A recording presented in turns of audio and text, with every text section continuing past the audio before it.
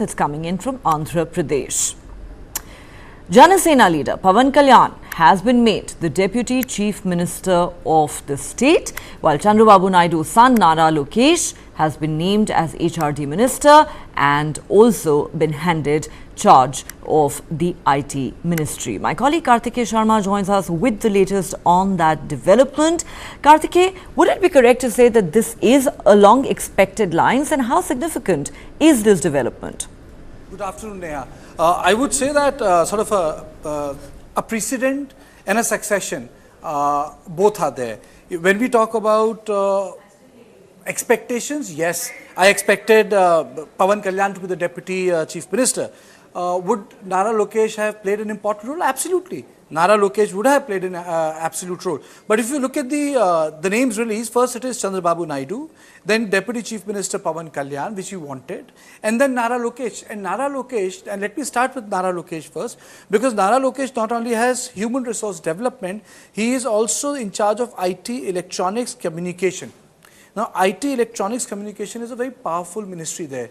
And Chandrababu Naidu, when he was Chief Minister for 10 years, he was known for the work he had done in the IT sector. In fact, Andhra, a unified Andhra, became an IT hub when Chandrababu Naidu was the Chief Minister, though it's a different thing that when YSR Reddy came back to power, he came back on rural votes, and poor Chandrababu Naidu, despite doing so much in this IT sector and, making into a sort of a cutting-edge global industry, he was not able to get pan-Andhra votes, and he lost power, and he was out of power for 10 years. Twice YSR Reddy was sworn into power. So Nara Lokesh is very important. It's very clear. He's number 3 in the ministry, or one can say after Chandrababu Naidu, it's Nara Lokesh. But when it comes to Pawan Kalyan also has his hands full. Pawan Kalyan has science and technology, forest, environment, rural water supply, Panchayati Raj and rural development. So it's very, very important, as I was telling you, that Pawan Kalyan has taken the most important ministry of rural India, which is rural development and water supply in rural area. The biggest problem in rural areas generally where the temperatures are high is availability of water. It turns into an electoral issue. Now, Home Affairs has been given to Anitha Vangalpudi, but these are the portfolios that have been given to those who are loyal to the leadership. There are roughly, I would say, 25 ministers that have been, the portfolios have been distributed to.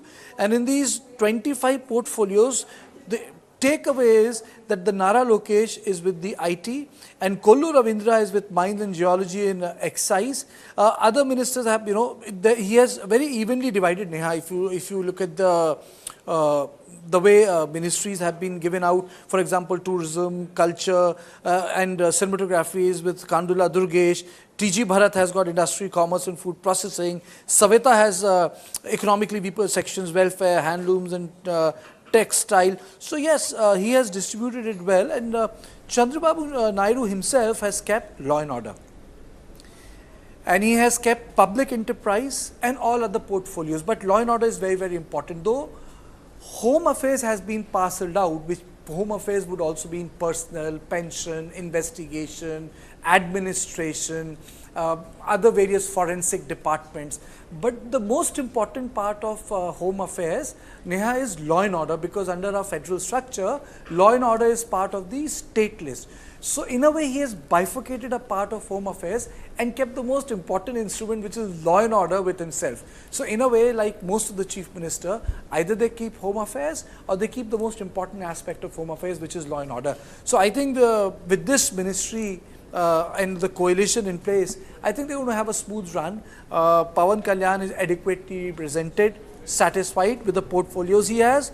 Nara Lokesh gets to cut his teeth into something substantial. Now he'll need to prove himself, and I think the job of Chandrababu Naidu is very well cut, Neha. He needs to get the Capital Act in place, and when I say Capital Act, Andhra needs to have a capital in place. Clearly, Karthike, there seem to be some interesting and big takeaways that you've just listed. One is that Chandrababu Naidu has kept the important portfolio of law and order with himself as Chief Minister. There seems to be a clear succession plan in place with his son, Nara Lokesh, almost emerging as the number 3 in the government, also holding the important portfolio of IT. Remember, as you mentioned there, given his father's contribution to turning Hyderabad earlier into India's second Silicon Valley, many called him the CEO Chief Minister. And of course, the interesting development of Pawan Kalyan becoming Deputy Chief Minister. The question I want to ask you is, you're saying that, Pawan Kalyan has plenty of plum portfolios, he should be satisfied with this. But how is this coalition between Pawan Kalyan and Chandrababu Naidu likely to work out politically?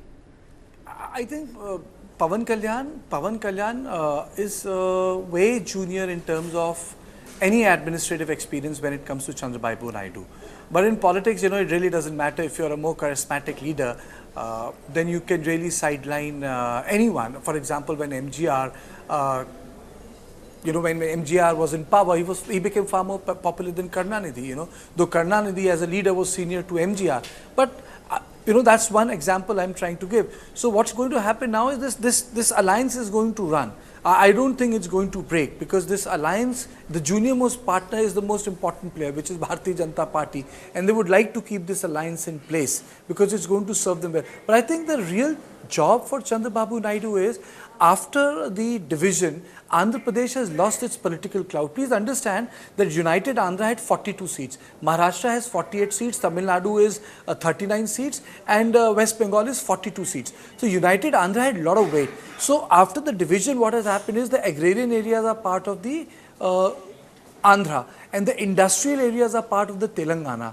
So the reindustrialization of certain parts of Andhra Pradesh, getting them reconnected with the hinterland, because even the Andhra politicians, they were actually investing in Telangana. That's the biggest grouse.